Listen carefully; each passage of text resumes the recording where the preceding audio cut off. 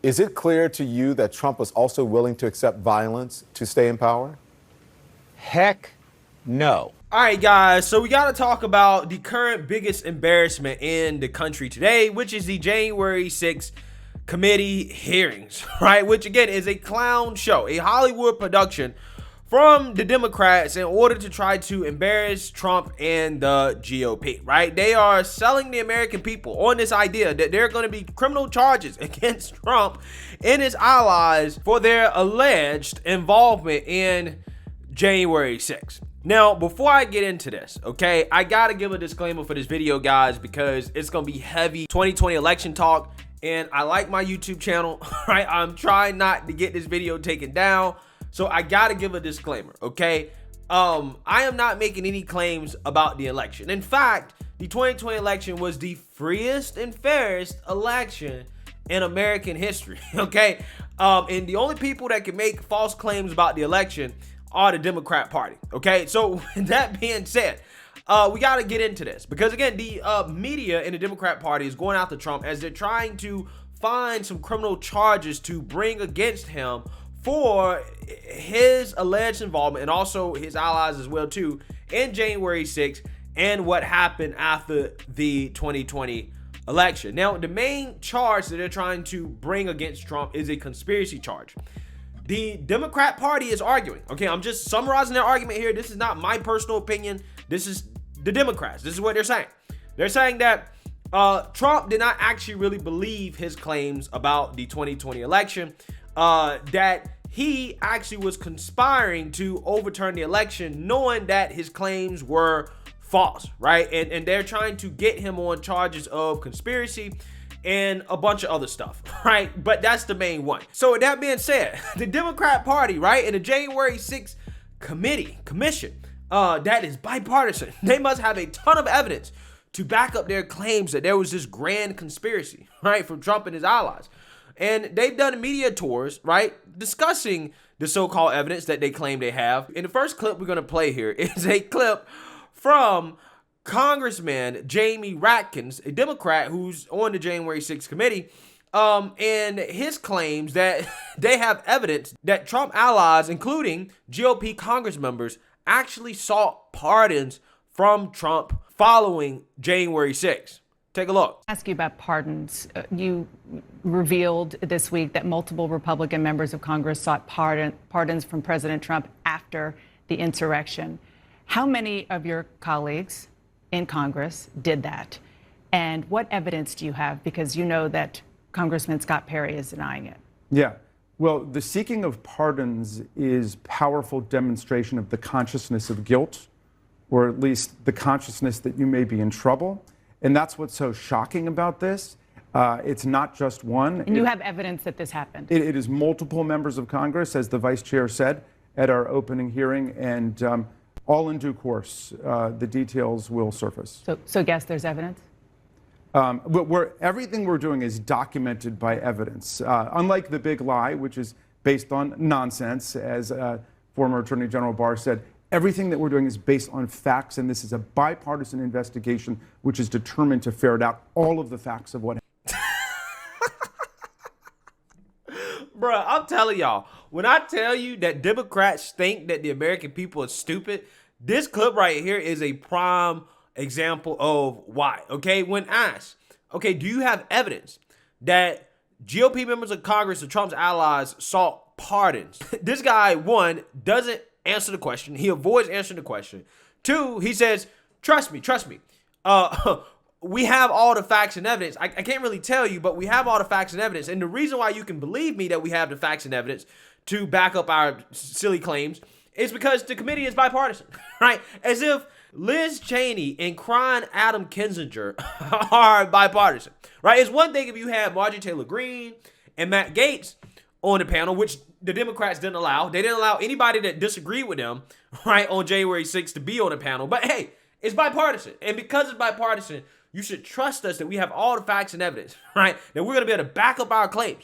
But I'm not going to really share the evidence or prove that we have evidence, but just trust me. Trust me on these claims here. Now, that was about a week ago. Now, since then, this is what the Democrats have come up with, right, to support these claims.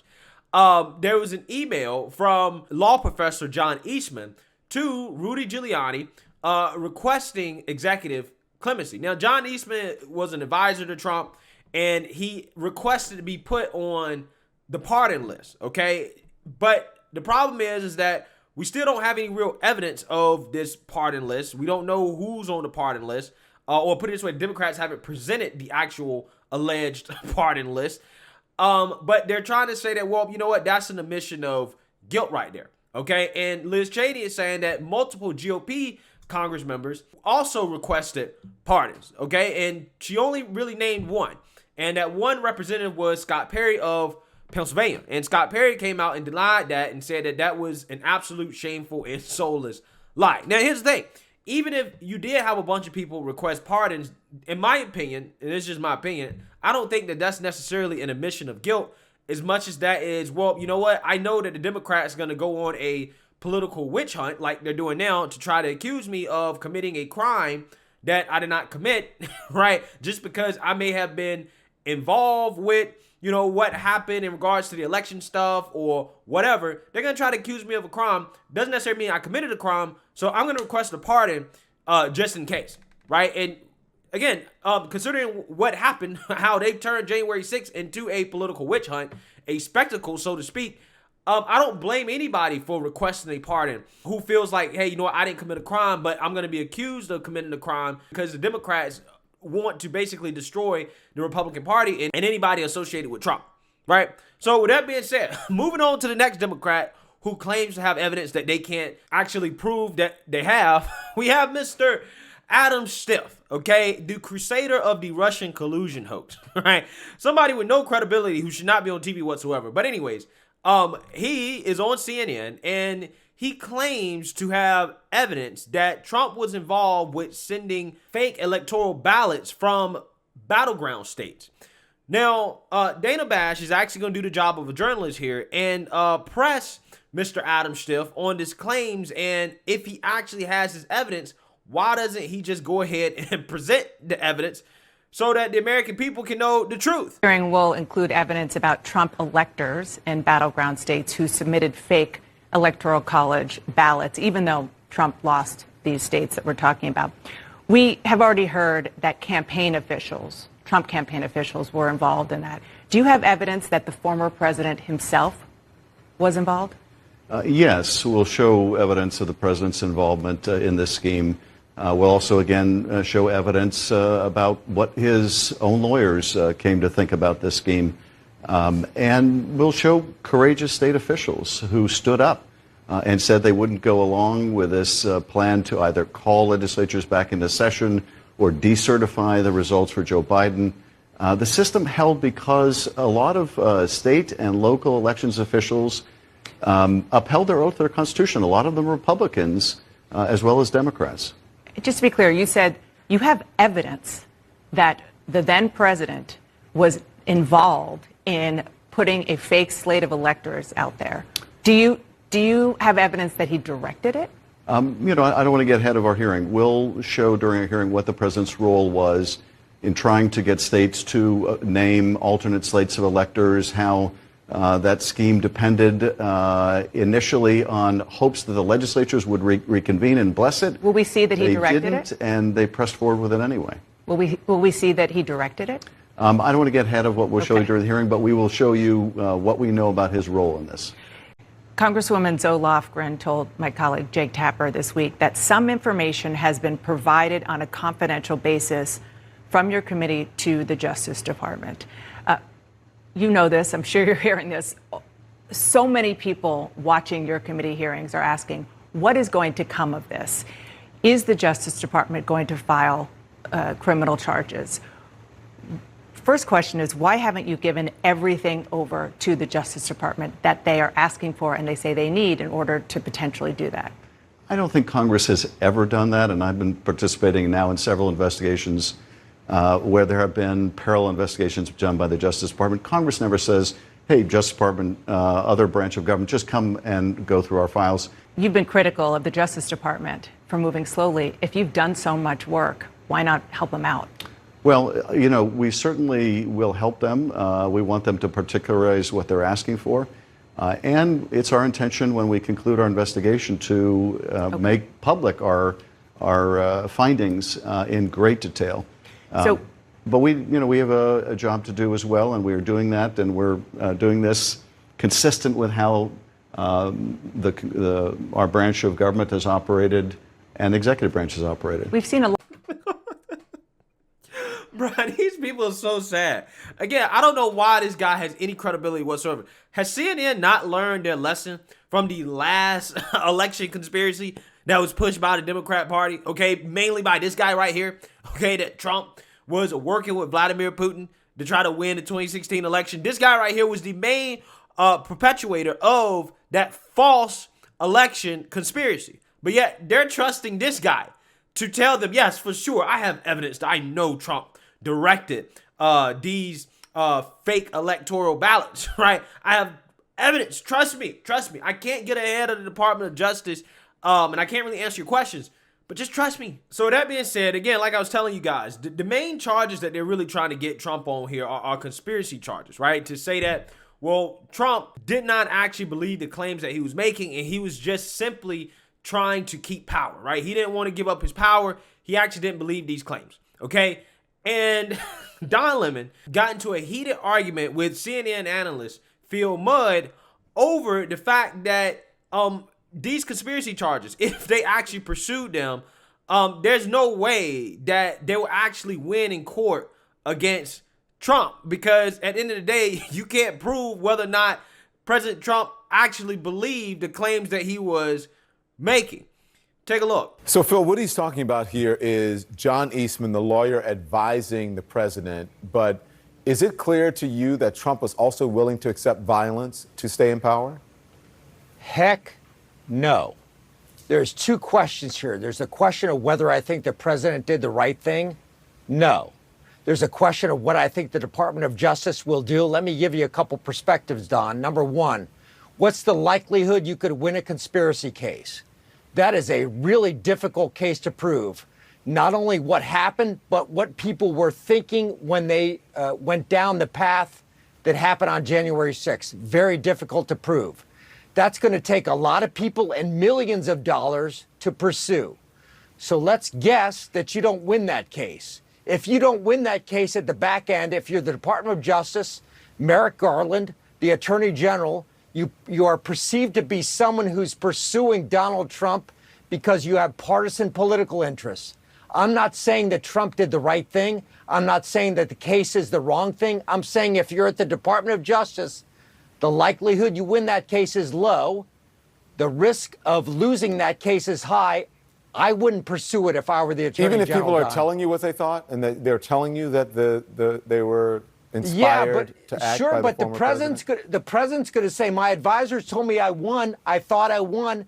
That wasn't a conspiracy. No, but none of his advisors told him that he won. Not one of his advisors told him he won. Don, you've got to go not to the court of public opinion, but to the court of law. No. Hold on. You're not hearing what I'm saying. I'm hearing Every single person who testified, his advisors told him, and I'm not saying you're wrong. I'm saying on this one, every advisor, on this one you're wrong. Every single advisor told him that he lost. No, you're wrong. The only people who told him that he won was Rudy Giuliani and the crazy, the voting box people. Don't you think the defense can find witnesses who said the president thought that he won? Come on, Don. The defense is going to find people who said the president believed he was right. How can this be a conspiracy if the president said he was trying to defend democracy? You didn't ask me. We didn't talk about. You said that the president's advisors told him that he won. Not one Correct. of the president's advisors told him he won. I don't buy it. I'm going to tell you, defense attorneys are going to find people who say the president thought he won. Fine. Okay. Let's go, Don. Come on. No, I just don't see how. And when he had 60 different court cases, there is no way in hell that he thought that he won, and no one with any sense told him that he won. You're not making sense. I'm sorry. You're not making sense right now, Phil. All right, you lose, but go ahead. All right. Show me the evidence. Present to me one person who told him that he won, an advisor. Which advisor told him he won? I'm just saying, are you going to tell me, Don, are you going to tell me, yes or no, that you cannot find a defense witness who says the president thought I'm not saying you can't yes find no? one, but to this point, Oh, there isn't come one. on, Don. There is not one. I'm asking you to tell me one person who's told, one advisor, legitimate advisor who testified to the committee, and they told him that Donald Trump won. Because they told the committee something different than they told the president. Phil, you are. Come on. Come on, man. You're fishing for. Did you read the press reports about the difference between what people said 2 years ago? It's not about the and what press they said reports. today? I read the evidence. The Oh, evidence come that's on. presented. You're wrong. Okay, fine. If that makes you happy, then you're doing exactly what Trump and Giuliani did. So if that makes you feel good, then yes, go ahead. I am. So Scott, another. Yeah. So that exchange was fascinating, okay? And I do think they would be hard-pressed to actually try to prove that the president didn't believe the claims that he was making. But here's what I know. Right? This is a waste of taxpayer money, okay? They're not going to actually get Trump or any of his allies or any GOP congressman on anything. They're not going to get them on anything, okay? It is purely a show. And, you know, it's funny because the Democrats will be making these same claims that they're telling us right now that you can't make after they lose in 2022 and 2024, right? And they're going to go out of their way, okay, to try to protect democracy. And then when they get called out about it, they're going to say, what do you mean? We're trying to protect democracy. Do you not see all the GOP election integrity bills that they passed, right, that we believe affected the outcome of the election, right? And that's what they're going to say. They're going to make the exact same claims. And then they're going to throw their hands up and act like they're on the right side of history. And hey, we're just trying to protect democracy. Okay? That's what's going to happen. Right? But, you know, again, all this stuff, guys, is based off hearsay. And it's hilarious to me how these people are trying to use hearsay to bring criminal charges against the former president. Right? When it's like, bruh, let it go. Right? Let it go. Let it go. But again, the reality is that they know they don't have anything. They're doing this as a show because really they want to keep Trump around. The reason why they want to keep Trump around is because Trump, they feel like it's good for them, right? It's good for the liberal media. It's good for the Democrats because they see Trump as somebody that they can score points off of, right? If Trump actually was to go to jail, okay, that would be the end of the Democrat Party, right? Because they wouldn't have anybody to go after the way they went after Trump, right? They wouldn't have an evil villain. They tried to make Tucker the evil villain. They tried to make Ron DeSantis the evil villain. They tried to make Elon Musk the evil villain. They are desperate to find another Trump. They actually really don't want to lock Trump up as much as they just want to make a spectacle out over the idea, the possibility that they're going to lock Trump up when they know it's not going to happen. It's not going to happen. So again, this is what the Democrats are doing, guys, with our taxpayer dollars, spending millions, pursuing charges that they know they're not going to get, okay, in an effort to score political points, okay? While our country has an inflation crisis, a crime crisis, a border crisis, we got a foreign policy crisis, we got crises all across the board. This is what Democrats are focused on. So, let me know what you guys think. Make sure you like, comment, and subscribe. Most importantly, share a Black conservative perspective. Peace.